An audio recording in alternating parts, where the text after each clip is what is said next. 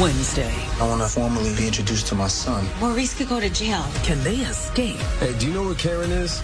their past? I think I was going to let you get away with what you did. Tyler Perry's Sistas, all new Wednesday at 9. Watch it live on BET. All right, Sistas fans. Now, we did get a couple things here. Number one, the 15-second teaser for next week.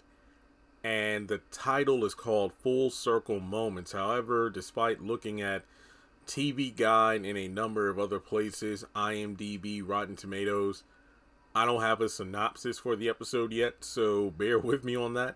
I guess you could say the usual, once they drop a 30-second full, trailer for next week, maybe tomorrow or over the weekend, I'll do a follow-up video if that teaser has anything else in there that I wasn't covering in this video. And if we get a synopsis, I'll talk about it there too. But this video is going to encompass both the trailer you just saw at the beginning of this video, as well as the end credit promo that we got at the end of last night's episode. Now, I think the main thing we're all thinking is the same. Oh my God, Jonah. I mean, how many of us didn't predict this? I mean, he popped up like the Matrix in Danny's home, and he goes, "You think I was going to let you get away with what you did?" Now, I think it's safe to say that Preston will show up at some point, and then he's going to be the one to rescue Danny. And I don't know how I feel about that. Now, on the one hand, it's like, yeah, well, you want Danny to make it out of this thing because you already know what Jonah did to her the first time is going to be nothing compared to what he has planned for her after what she did to him. Now, Preston showing up, it just, I don't know. I don't like it, mainly because of the fact that in last night's episode, it just shows you right there how ridiculous it is that here you are sitting with a whole fiance, yet you're telling your ex, even though technically Danny and Preston weren't even officially a couple, so I don't even know if ex is the appropriate term. Or should I say, the woman that he proposed to first.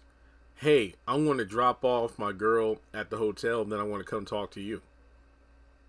So, yeah, it just feels weird. But needless to say, I think we're going to see Jonah dealt with, because later in the trailer we see the next day, that morning, when certain characters are getting ready to start their day and they're interacting with each other. So it's safe to assume, based off what Danny's wearing, Jonah pops in after she comes back from the bar, and Preston might be the one to save her. All right. Andy gets home, and Gary's on the bed covered in those flower petals and whatnot, and she's like, "Wow, hello." And that's the only Andy we get in the trailer. There's nothing to say there. We don't see anything in regards to Karen. We only get a fast forward to the next morning where Aaron is driving and Pam is driving. It looks like, Pam is on her way to work, and Aaron is just, I don't know, maybe trying to stop by Karen's or something, but regardless, he's like, "Hey, do you know where Karen is? I've been trying to call. She hasn't been answering." And then Pam goes, "Oh my God, the salon. Pam, what happened?" Now, based on character bios, we know that Karen is going to be rescued by the owner of the shop next door to hers. However, that only makes sense if, let's say, next week's episode picks up where we left off with the fire, and we see Karen, surrounded by flames and, smoke and whatnot. And then the guy, bursts in, or he goes through like a back door. I think it was stated in the character bio that Karen's shop and the store next to hers are connected by like, a hallway or a back door or something. So regardless, Karen gets rescued, because I know this is Tyler Perry logic, but it would make zero sense if it's the next morning. And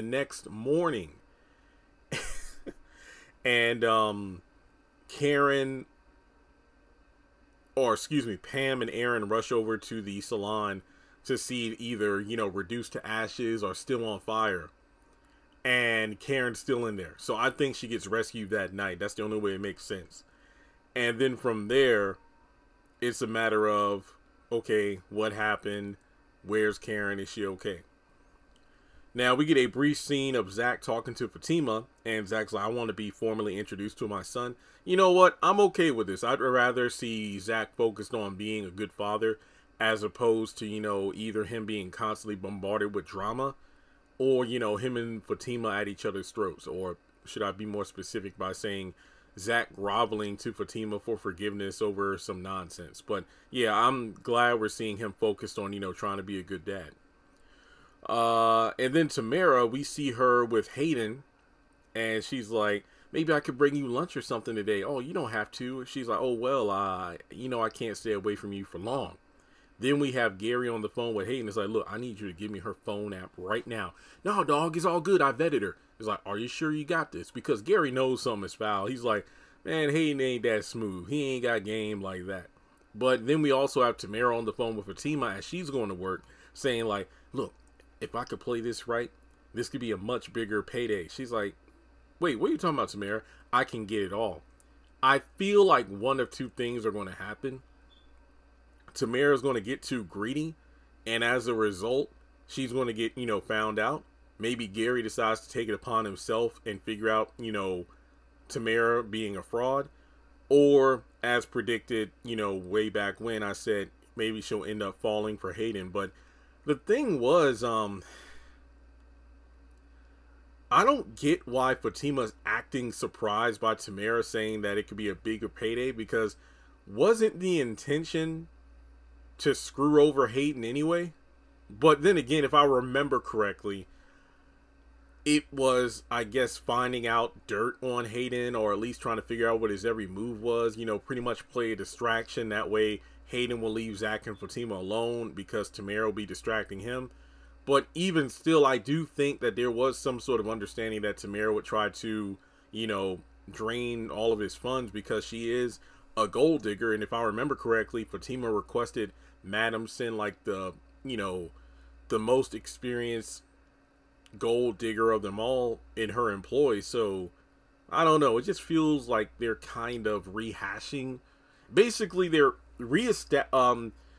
introducing a new idea, having one of the characters act surprised, when in actuality the plan that has them shocked was the original plan in the first place, if that makes sense.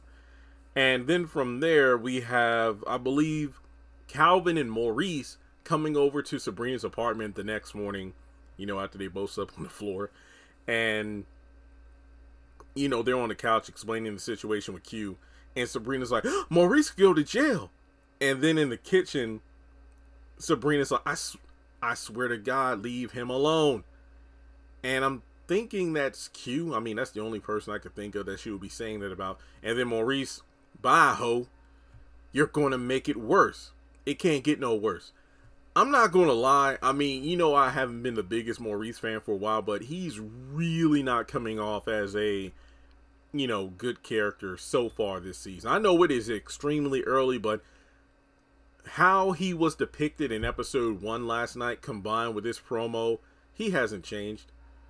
I mean, I hope he gets a reminder about the bail money, but hell, if I remember correctly, Calvin reminded him of that prior to him going down to the airport to confront Q at his job. So, I don't know. But, yeah, full circle moments. I'm interested to see how things are going to play out, but let me know your thoughts in the comment section below about the teaser for next week. Like and subscribe, follow me on social media, and I'll talk to you in the next video.